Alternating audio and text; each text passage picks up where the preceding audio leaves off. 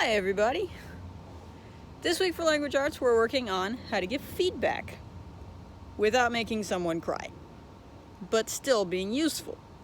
So, we're going to work on something called a compliment sandwich. Before I give you too much information about that, I want to let you know exactly what you're expected to do this week.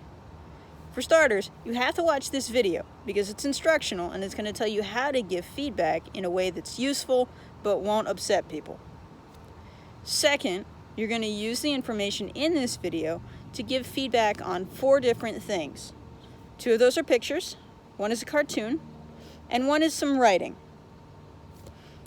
And lastly, for this week, you are going to do no red ink. Yes, I know, you're thrilled.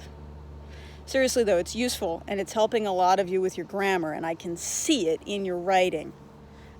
So, without further ado, let's talk about feedback.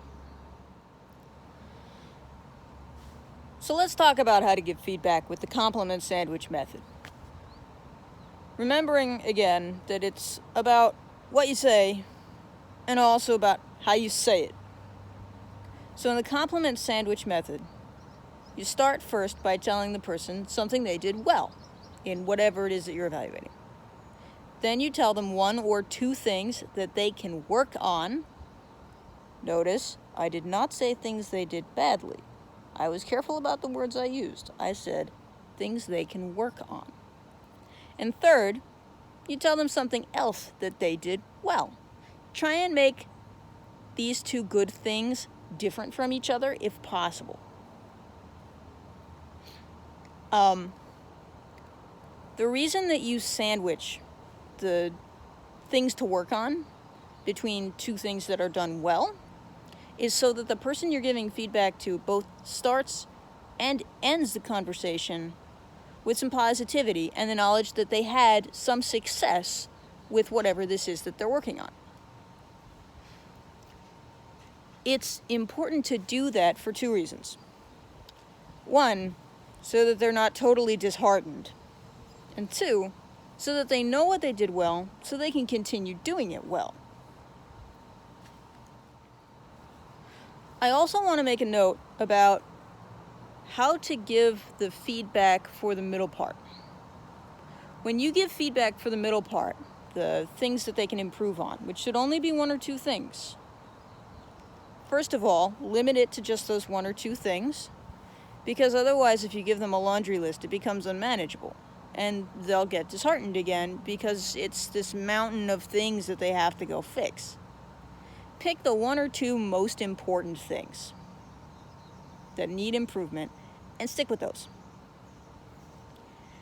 Also, when you give feedback for the middle, I would strongly suggest that when you tell them what needs to be improved, you also tell them how to improve it. So now let's talk about not just what you say, but how you say it. I'm going to use Merlin as an example. Merlin! Oh, it's your favorite stick. Go get it!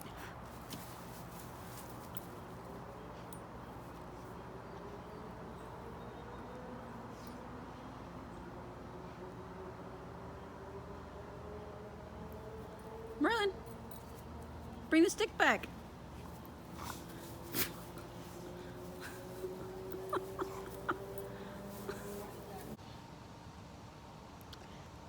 Merlin,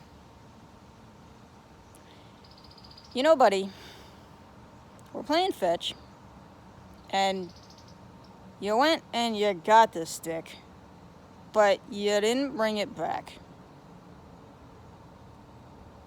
I can't throw it again if you don't bring it back. But on the upside, at least you went and got it. So let's look at that for a second.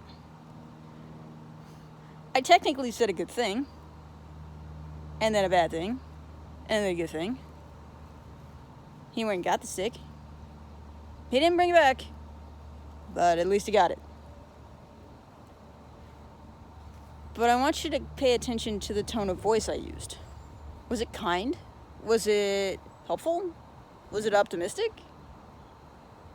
Dogs are super sensitive to how we say things. So are people. So if you say something the way I just gave Merlin feedback, or worse, if you yell it at him, do you think that helps? And moreover, if you say it in a way that's unkind, do you think they'll even hear the good parts that you said, or does it all sound like an insult? So how you say it matters a lot. So let's try that again. Merlin, good boy, you went and got the stick. I think we could work on having you bring it back a little better. We can practice that later. But you did a really good job going and getting the stick. Sounds a lot more positive, doesn't it? So, before you speak or type to give feedback to someone, remember how you would feel if you were receiving that feedback. Because, to be honest, the compliment sandwich is great, but it only works if you say things kindly. So, having said that, go into Teams, find the 4 things that you need to give feedback on this week. Go give the feedback. Remember to use the compliment sandwich, and remember to be careful not just of what you say, but how you say it. Most of you guys operate by text message, so you're aware that your tone can come across in your writing. Don't forget to do your no red ink this week, and good luck.